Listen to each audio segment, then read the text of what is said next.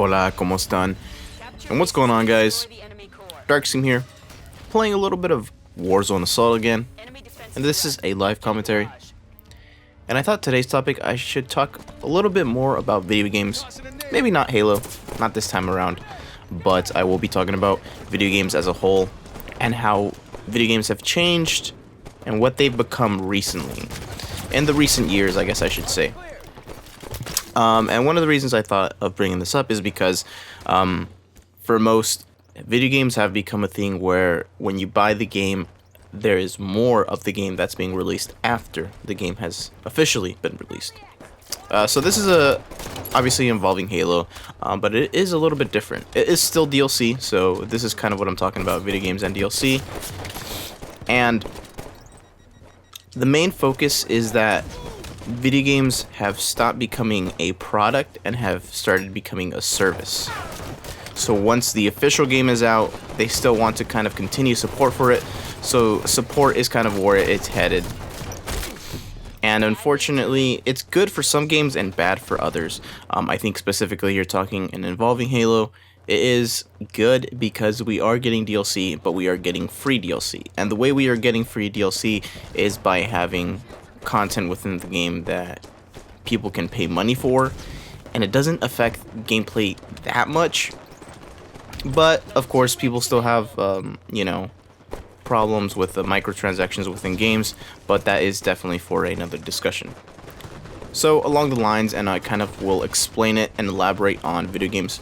So video games before would come out officially, be released, and that was it. That was the game that you got. There was no support for it. There was no day one patches. There was nothing of that nature.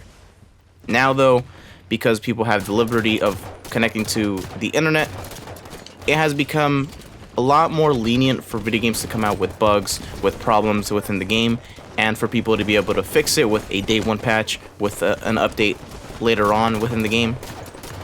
And that has kind of made development a little bit, I wouldn't say sloppy, because in reality, the reason why these games are coming out, and they're coming out with glitches and bugs and all that good stuff, well, I guess I should say bad stuff, is because they don't really want to wait and release the game months later when the hype train has finally ended.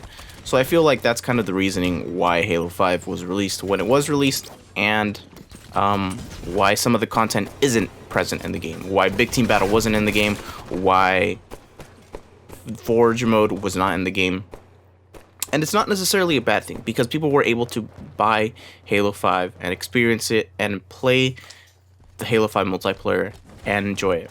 The only problem I see is that Halo 5's multiplayer did get a little stale for some people who played it pretty much every day. I know for a lot of people, having the repetition of hopping online and having multiplayer and having different things to do within the multiplayer is what keeps things fresh. And of course that is a bad thing. The good thing that came out of it was that everything as far as DLC was free, because we had content that we could pay for. And I always say this in pretty much any video involving the microtransactions within Halo 5, but part of the microtransactions money is also going towards the Halo Championship Series pool for the Halo World Championship that is coming up. So a portion of that is being crowdfunded. So the tournament started off at $1 million, and it is now at $2 million, and it's been at $2 million for a good while. So there is actually a chance. So there is a chance that the money can still continue to support the Halo World Championship prize pool, and also development of maps and DLC, all that free content that we're getting. So in reality, the question that I'm personally asking is, we're getting free content, we're getting technically a free service that for some games it would actually be paid. So in part, games are being released so that they could come out early, not necessarily so that they could come out and make you pay for things that you shouldn't have to pay for. It's paying for things so that you can have it early on, and then possibly paying for things later on. For Halo 5, we're fortunate enough to have it free because people have the ability to pay for things for us to get that content for free. So So far, the DLC for Halo 5 has been great.